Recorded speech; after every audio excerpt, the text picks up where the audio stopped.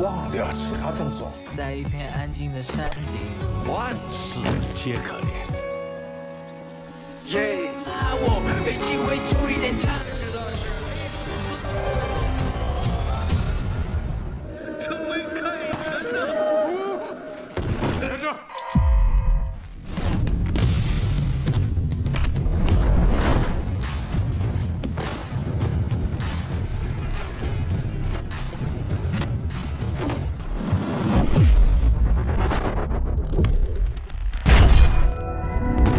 Hey Sleeper, selamat datang. Siapa nih yang nungguin aku bawain kelanjutan dari film I Am What I Am yang kedua? Nah, yang belum nonton film pertamanya bisa klik link di atas atau deskripsi di bawah. So, yang penasaran langsung aja nih, tarik selimut kalian rapat-rapat, siapkan cemilannya dan selamat menonton.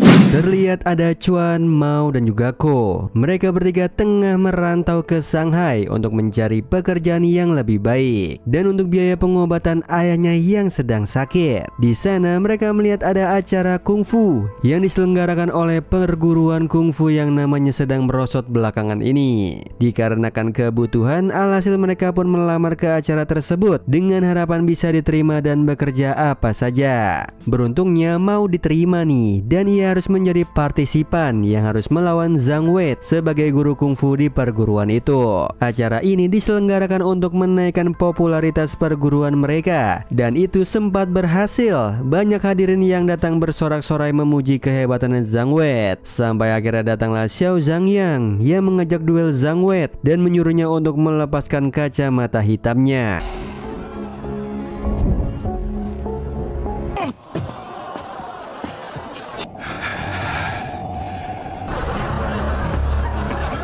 Dari sini kita mengetahui kalau penglihatan Zhang Wei memang ada masalah, yang tampaknya matanya begitu sensitif jika terkena cahaya matahari, dan itu membuatnya tidak bisa bertarung dengan maksimal. Mereka pun kalah dan hanya mendapat hinaan dari para hadirin. Alhasil perguruan mereka pun tidak mendapatkan bayaran apapun, yang mana hal ini berdampak kepada 3 sekawan, dimana maupun akhirnya tidak mendapatkan bayaran juga. Akan tetapi Wang Zhaoyu memberikan alamat dan nomor teleponnya. Jika suatu hari ia sudah memiliki uang, dia akan membayar Mao. 3 sekawan ini pun memulai perjalanan mereka. Chuan membawa mereka ke dalam kos-kosan dan menyuruh mereka untuk mencari pekerjaan. Keesokan harinya, Chuan mendapatkan kabar nih kalau kedua temannya ini tidak diterima sama ibu kos karena Chuan hanya bayar untuk 1 orang. Kalau mau kedua temannya tinggal di sana, dia harus bayar uang tambahan. Chuan awalnya ingin membayarnya tetapi tidak disangka dia dipecat dari pekerjaannya.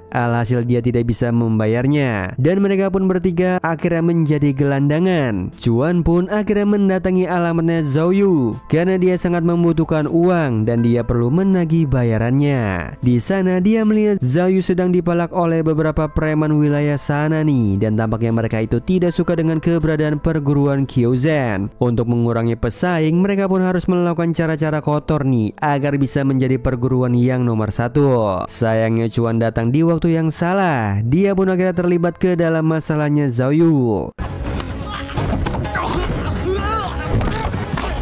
Yang beruntungnya Chuan bisa bela diri, dan karena hal itu para preman itu pun pergi dari sana nih. Sementara Zhaoyu pun menepati janjinya untuk membayar upahnya Mao yang kemarin. Zhaoyu juga seketika ingat kalau nanti akan ada kompetisi kungfu, dan dia menawari Chuan untuk berpartisipasi dalam acara tersebut. Zhaoyu dan perguruannya yang akan menyewa Chuan. Chuan akan bertarung untuk mereka, dan jika memenangkan pertandingan ini, nama perguruan mereka akan naik kembali nih, dan Chuan bisa mendapatkan uang dari hasil kompetisi itu. Bukan hanya itu saja, bonusnya Chuan diberikan tempat tinggal nantinya, dan Chuan pun akhirnya tertarik nih untuk ikut. Namun sebelum itu dia harus bertarung dulu nih dengan Zhang Wei untuk melihat sejauh mana kemampuannya. Setelah itu datanglah Xiao Zhangyang ke tempat mereka untuk mengejek dan menghina mereka, sekaligus ingin membeli tempat pelatihan mereka. Sayangnya Zhaoyu tidak mau menjual tempat perguruan mereka yang dijual kepada Zhangyang, dan tidak lama kemudian datanglah seseorang dari pengadilan. Orang itu mengantarkan surat pemberitahuan kalau tempat pelatihan mereka akan segera disita nih, dan akan dilakukan pelelangan dari pengadilan. Mendengar hal itu Zhangyang sangat senang nih, karena pada akhirnya rivalnya akan pergi dan tidak tidak akan ada lagi yang mengganggu bisnis perguruan mereka. Setelah Zhang Yang dan anak buahnya pergi, Chuan pun menyetujui untuk ikut berpartisipasi di kompetisi itu, asalkan dia dan dua temannya bisa memiliki tempat tinggal untuk sementara waktu. Zhang Wei pun akhirnya menyuruh Chuan dan dua temannya ini untuk membantu mengemasi barang-barang mereka dan pindah ke rumahnya Zhang Wei. Zhang Wei juga menunjukkan kepada mereka tempat yang akan menjadi tempat latihan mereka nantinya, dan ternyata itu adalah tempat perguruan Kyuzen dahulu nih pada saat masa kejayaannya. Ketua perguruannya alias ayahnya Zhao Yu sangat menyukai kungfu dan menyerahkan seluruh hidupnya untuk perguruan ini, sampai akhirnya beliau meninggal dan mewariskan perguruan ini kepada Zhao Yu. Setelah itu, tiga sekawan itu pun membantu Zhang Wei dan juga Zhao Yu nih menjalankan bisnis kecil-kecilan sembari melakukan latihan kungfu. 忘掉其他动作。在一个午后，在一片安静的山顶。 Hari demi hari mereka lalui dengan latihan kerja keras sembari bersenang-senang dan tanpa terasa. Itu membuat mereka semakin lebih dekat layaknya keluarga. 万事皆可怜，你没稳住了，定要更快。耶！擂台的都应该怕我，没机会出一点差。 Singkat cerita, malam harinya Zhao Yu dan juga Chuan pun pergi olahraga sebentar nih karena mereka tidak bisa tidur sebab besok malam adalah hari pertandingannya. Di sana Chuan bercerita kalau dia merantau ke Shanghai. Dia ingin mengubah nasib keluarganya agar mereka bisa hidup lebih baik. Selain itu, dia juga sedang mengumpulkan biaya untuk pengobatan sang ayah. Zhao Yu pun memberikan semangat kepada Chuan sekaligus rasa terima kasih yang besar karena Chuan sudah bersedia membantunya juga nih, karena dengan mengikuti kompetisi ini secara tidak langsung akan menaikkan nama perguruannya lagi. Singkat cerita, malam pertandingan pun dimulai dan Chuan akan bertanding melawan Silva, perwakilan dari perguruan tinju Terra Vigo, Brazil.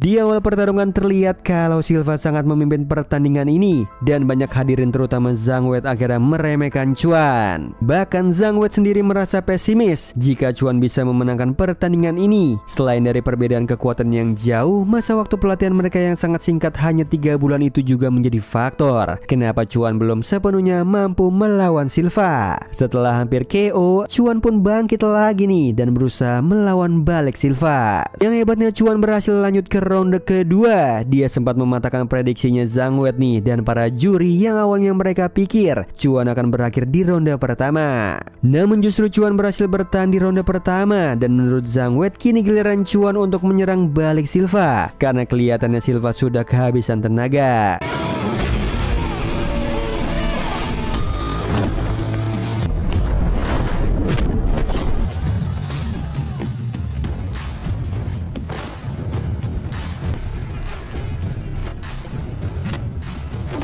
Pertandingan pun memasuki babak ketiga. Alhasil sungguh mengejutkan bagi semuanya. Tidak disangka Chuan mampu bertahan dan terus bangkit setelah hampir KO dari Silva. Di situ Zhang Wei menasihati Chuan untuk tetap fokus menyerang balik dan targetkan kakinya karena kini Silva sudah terlihat sangat kelelahan.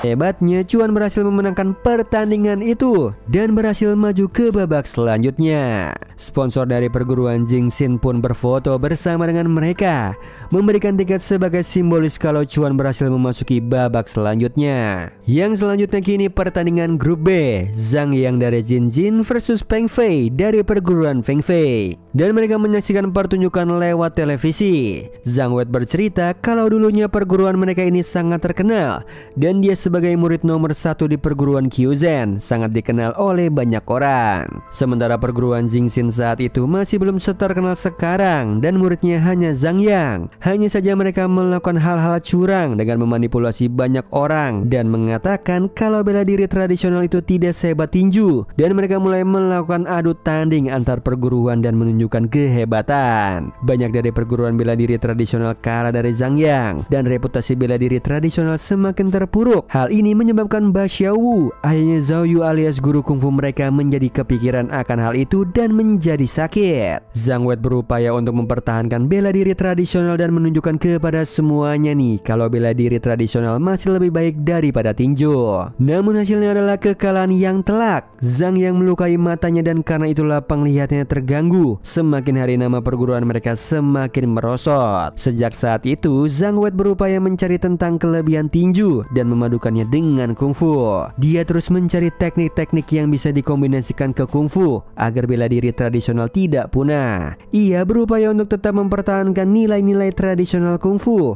namun juga tidak melupakan perkembangan zaman, dan catatan hasil penelitiannya dia tuangkan ke dalam jurnalnya. Dia berikan itu kepada Chuan dan menyuruhnya untuk terus latihan bertarung karena jeda waktu ke babak poin selanjutnya adalah 3 bulan, dan mereka harus latihan lebih keras lagi nih dari sebelumnya. 再加上格斗的训，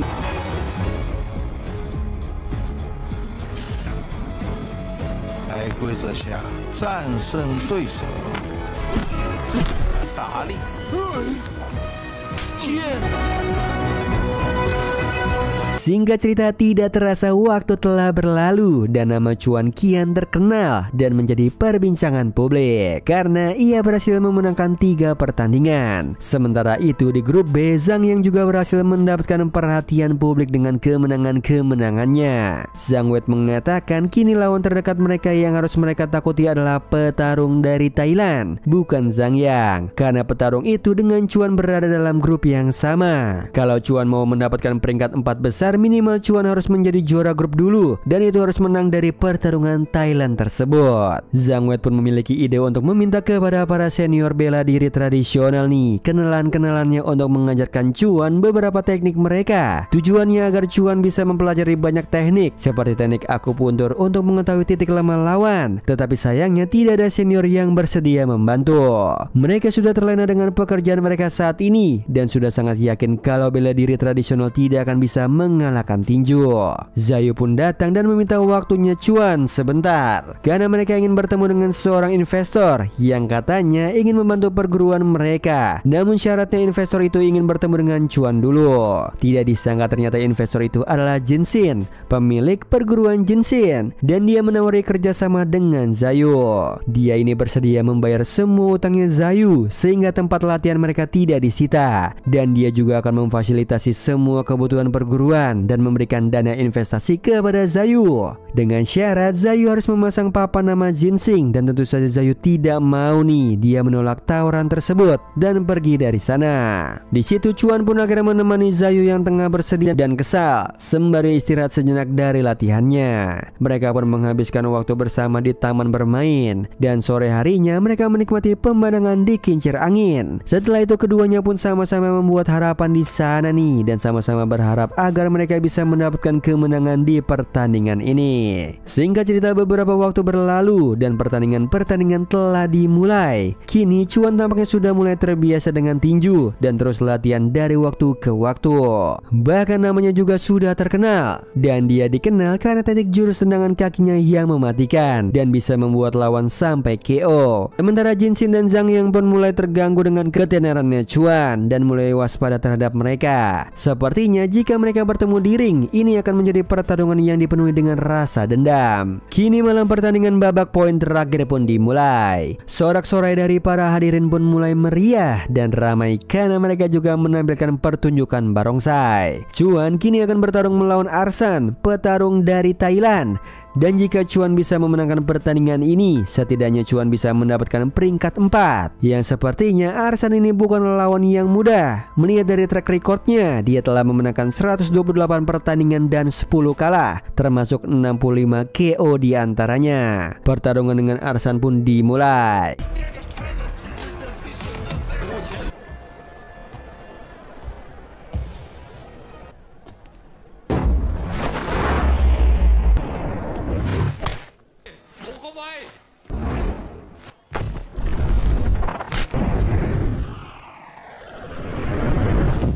Yang sayangnya ada kecurangan dari pihak panitia nih. Mereka memperpanjang waktu tandingnya yang seharusnya sudah selesai, namun pertandingan babak pertama masih berlanjut. Hal ini memancing emosinya Zhang Wei, dan karena dia marah kepada juri, Zhang Wei pun akhirnya diberikan peringatan kartu kuning atas tindakannya itu.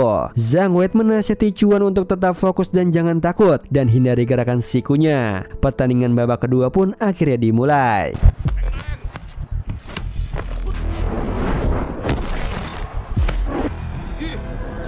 Pertandingan mulai tidak beres nih, kecurangan semakin menjadi dan itu memancing kembali amarahnya Zhang Wei yang berujung kartu merah untuk Zhang Wei. Kini Chuan hanya bersama dua temannya dan Zayu. Mereka percaya sama Chuan nih dan pertandingan babak terakhir pun dimulai.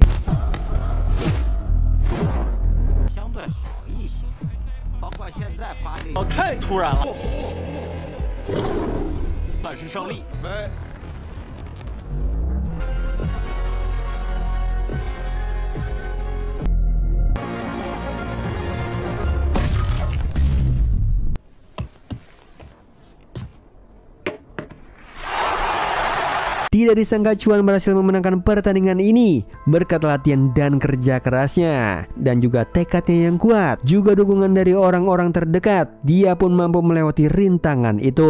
Chuan pun mendapatkan tiket simbolis untuk maju ke babak semifinal dan mendapatkan bonus sebesar 100.000 yuan. Di sisi yang lain ada Jinxin dan juga Zhang yang tengah membicarakan rencana mereka untuk menjatuhkan Chuan dengan menggunakan amarah publik. Jika mereka bisa menggunakan publik untuk menjatuhkan Chuan, maka mereka juga bisa mendapatkan kemenangan dan perhatian masyarakat lagi. Pagi harinya banyak berita bohong dan berita buruk tentang Chuan, dimulai dari pertarungannya saat melawan Zhang Yang dan anak buahnya saat itu, dan itu terekam oleh video amatir. Bukan hanya itu, track recordnya dia pernah dipecat dari pekerjaan sebelumnya karena mencuri baja, padahal sebenarnya dia sama sekali tidak mencurinya. Kemudian dalam sekejap nama Chuan pun menjadi buruk di mata publik. Banyak yang menghinanya, mencaci makinya, termasuk oleh para vlogger dan netizen. Hanya segelintir orang yang masih berpihak sama Chuan, salah satunya ibu kosnya dulu yang percaya pada Chuan kalau Chuan merupakan anak yang baik dan juga jujur. Semakin mereka melakukan klarifikasi, semakin jatuh nama mereka di mata publik, dan hal ini sangat memberatkan mereka, termasuk mengganggu kondisi mental mereka saat ini. Padahal pertandingan sudah mulai mendekat, yang mana izin kelayakan Chuan untuk mengikuti kompetisi pun pada akhirnya dicabut karena dinilai telah menyalahgunakan bela diri kepada sipil yang tidak bersalah. Tempat pelatihan mereka yang juga tempat perguruan mereka pun akhirnya digusur, dan sementara Zayu tengah bersedih setelah berupaya keras berjuang untuk mendapatkan investor kembali. Sementara di sisi yang lain, Zhang yang berhasil memenangkan pertandingan itu dan menjadi juara pertamanya, dan perguruan Jinxin pun semakin terkenal di kancah internasional. Sementara tiga sekawan itu hidupnya kembali seperti dulu, tidak dikenal dan tidak dianggap oleh masyarakat. Hidup mereka semakin terpuruk saat tiga sekawan ini ingin melamar pekerjaan, namun harus ditolak dan dihina karena track recordnya kriminal yang memalukan bela diri Cina.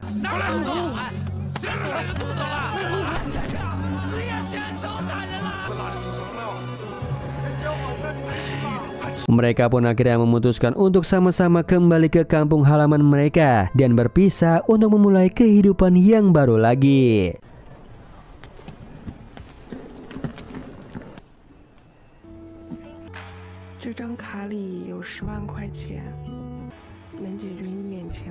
Sampai akhirnya mereka bertemu dengan reporter Su, salah satu orang yang masih berpihak pada mereka dan berupaya untuk membantu mereka. Tidak disangka nih, dia menemukan ada kecurangan yang dilakukan sama Zhang Yang, yaitu saat dia bertanding dia ternyata menggunakan plester gips di tangannya, dan itu merupakan kecurangan. Namun sayangnya karena pertandingan telah usai, sudah tidak ada gunanya lagi untuk mengungkapkan kecurangannya itu. Ditambah mereka sama sekali tidak punya kekuasaan untuk melawan balik Jinxin. Sementara di sisi yang lain, perguruan Jinxin tengah mengadakan acara pameran bela diri modern yang disaksikan secara live dan ditonton oleh banyak orang. Di acara ini diharapkan yang menonton bisa mengenal lebih dalam tentang bela diri modern dan bisa mengajak mereka semua yang tertarik untuk bergabung ke perguruan Jinxin. Tidak disangka Chuan memiliki rencana, yaitu dia akan bertarung lagi melawan Zhang Yang dan berusaha untuk mengungkapkan trik curangnya itu di depan banyak orang. Yang dia mau bukanlah uang uang atau apapun, karena menurutnya pertandingan telah usai. Namun yang dia inginkan adalah harga dirinya yang telah hancur harus segera kembali. Dia pun datang dan menantang Zhang Yang di acara itu,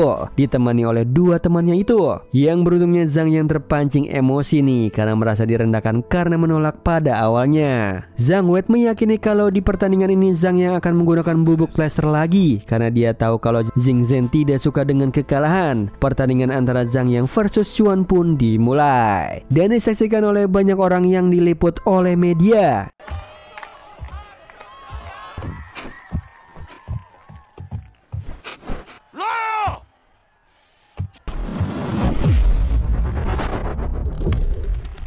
Di sisi lain kita akhirnya mengetahui nih, Chuan akhirnya berhasil mempelajari teknik-teknik dari beberapa senior yang sebelumnya sempat menolaknya. Mereka semua akhirnya bersedia mengajarkan trik-trik itu kepada Chuan setelah mereka tahu kecurangan yang dilakukan Zhang Yang dan telah merusak harga diri mereka. Mereka pun kini menaruh harapan kepada Chuan agar bisa merebut kembali harga diri mereka dan mengharumkan nama bela diri tradisional.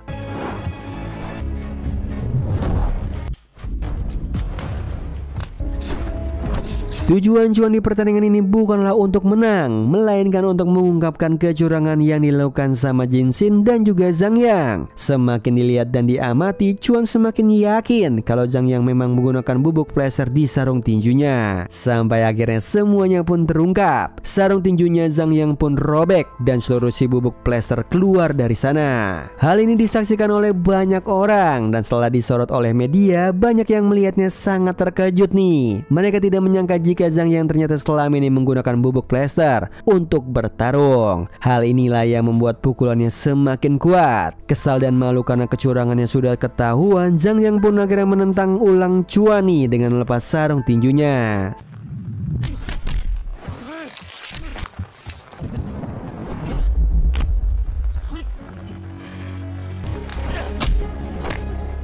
Namun disitu Zhang Yang pun kalah telak. Bahkan sponsornya sendiri perguruan Jing Zhen telah pergi meninggalkannya.